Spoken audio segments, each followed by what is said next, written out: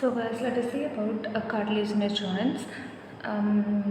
So the cartilaginous joint, what is actually the cartilaginous joint? So we have a little bit knowledge from our primary class itself. The cartilaginous joints, one who are replaced by a temporal. This is actually what I'm going to say is that this cartilaginous joint is actually a temporary joint.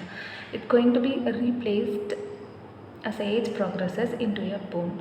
So we know that we have this basic knowledge about the cartilaginous joints. So let us see about a little more interesting one.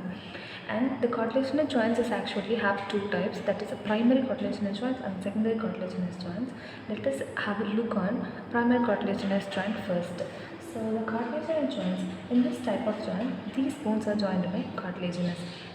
And the first type is going to be the primary cartilaginous joint, which is synchondrosis or hyaline cartilages made up of. So these bones actually joined by a plate of hyaline cartilage, so that the joint is immovable and strong. So these bones are joined by a plate of hyaline cartilage, so that it makes the joints immobile and strong. So as we know that this point, these joints are a temporary one. So temporary one in age, because after a certain age, so age progresses, the cartilaginous plate is actually going to be replaced by bones. This process is called synostosis. So this is a primary cartilaginous joint. So these are seen between epiphysis and diaphysis of the long bones.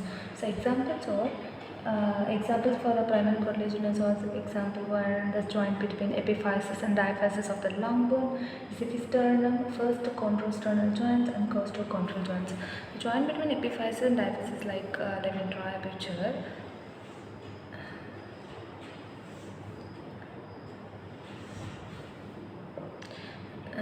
This is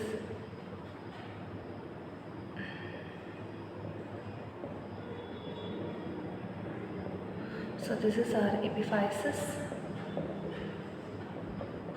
and this is our femur bone actually, and this is diaphysis. So what gonna be the primary cartilaginous? Of course, this is our primary cartilaginous joints.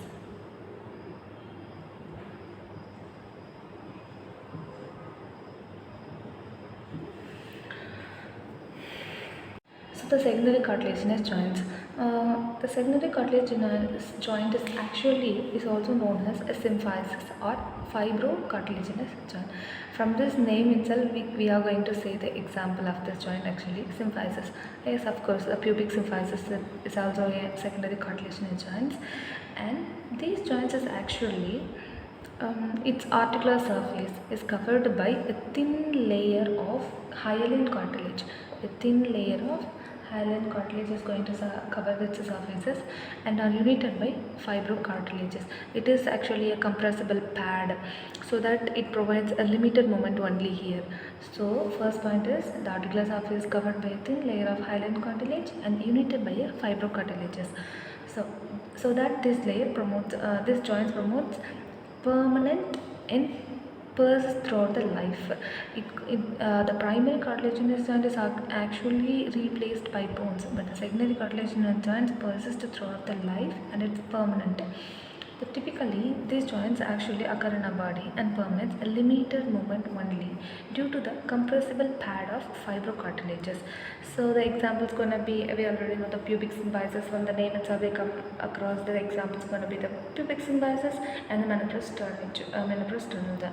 Let me try a pubic symphysis diagrams to work out a little more detail. So this is the pubic bone I have drawn here. The criteria which was secondary cartilaginous joint, actually this joint is going to possess a disc of fibrocartilage and hyaline cartilages. So here this is a disc of fibrocartilage and this is a hyaline cartilage, which both of them confirms that this is a secondary cartilaginous joint which is permanent and persists throughout the life. And another important point here is that The symphysis pubis, which is a secondary cartilaginous joint, which resembles the intermediate stage in the evolution of synovial joint. Okay, this is all about the secondary cartilaginous joints. Thank you.